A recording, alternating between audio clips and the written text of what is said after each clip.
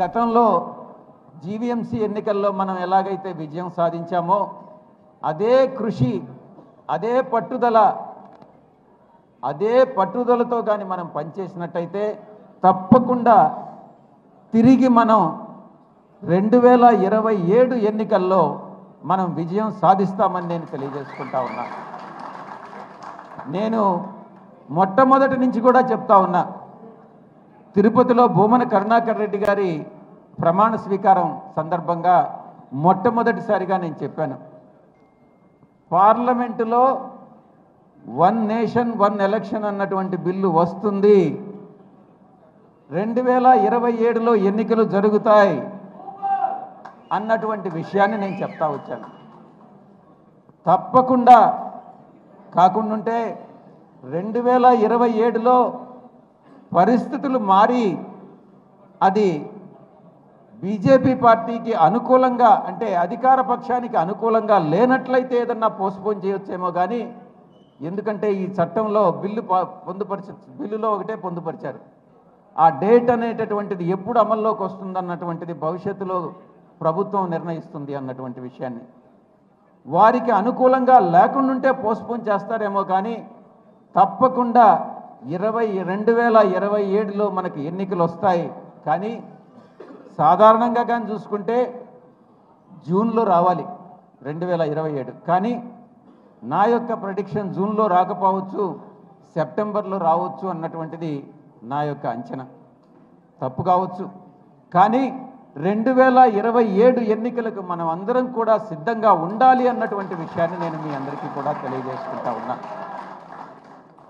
ఇక మహిళా బిల్లును మనం పాస్ చేశాం గతంలో, తప్పకుండా 33% మహిళలకు రిజర్వేషన్ వస్తుంది, వచ్చి తీరుతుంది. ఎక్కడ ఏ నియోజకవర్గాలు పెరుగుతాయి, డీలిమిటేషన్ వస్తుంది. ఆంధ్ర రాష్ట్రంలో 175 నుంచి 225 అవుతాయి. అలాగే లోక్సభలో స్థానాలు పెరుగుతాయి, రాజ్యసభలో స్థానాలు పెరుగుతాయి.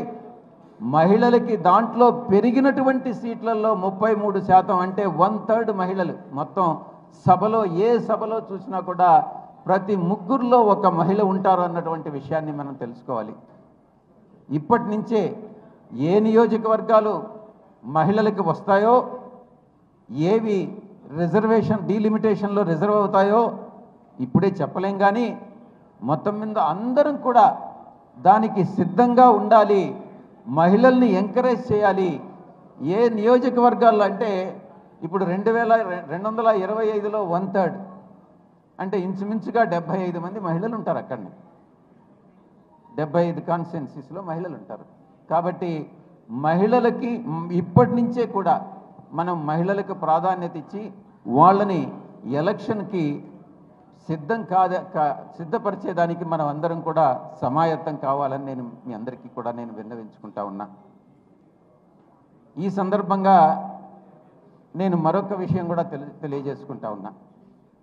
చాలామందికి ఆపోహలు ఉండొచ్చు, ఇక్కడికి మళ్ళీ సాయిరెడ్డి ఎందుకు వచ్చాడు, ఇక్కడి నుంచి అన్న పోటీ చేస్తాడని. నాకు పోటీ చేసే ఉద్దేశం లేదు. పార్టీని ఇక్కడ బలోపేతం చేయాలన్నటువంటి ఒకే ఒక సదుద్దేశంతో నేను ఇక్కడికి వచ్చా. కాబట్టి అటువంటి ఆపోహలే వద్దు. తప్పకుండా అందరం కలిసికట్టుగా ఐకమత్యంగా సీనియర్లందరికీ కూడా అత్యంత విలువిచ్చి ప్రజల యొక్క అభీష్టం మేరకు మనం నడుచుకుందామని మీ అందరికీ కూడా తెలియజేసుకుంటూ, ఈ యొక్క జిల్లా నాయకత్వానికి, అన్న బొత్స సత్యనారాయణ గారికి, వేదిక పైన ఉన్నటువంటి పెద్దలందరికీ, మాజీ సభ్యులకి, మాజీ శాసనసభ్యులకి, మేయర్ గారికి, నా యొక్క కొలీగ్ తనుజరాణి గారికి, ప్రతి ఒక్కరికి కూడా పేరు పేరున కృతజ్ఞతలు తెలియజేసుకుంటూ